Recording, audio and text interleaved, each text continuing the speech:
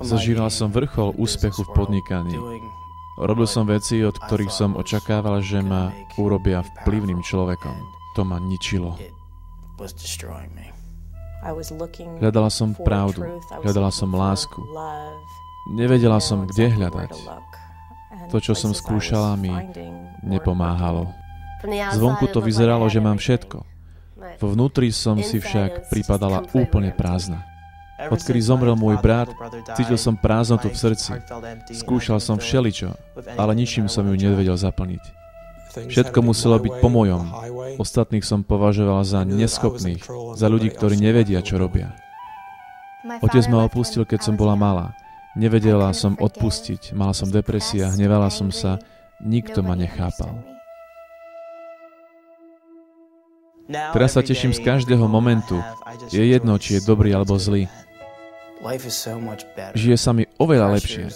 Tlak sveta biznisu a jeho horúčkovité súperenie je už preč. Tá ťažoba zo mňa spadla, cítim sa milovaná a mám slobodu milovať druhých. Vidím ich ako nádherných ľudí. Mám to isté, čo predtým, ale všetko už dáva zmysel. Oplatí sa žiť a ísť ďalej. Uvedomil som si, že on má veci pod kontrolou, takže to nie je všetko na mne. Moja rodina si všimla, že som akýsi iný, že som šťastný. Teraz už viem odpustiť a nachádzam v živote veľa radosti. Všetci túžime nájsť zmysel života.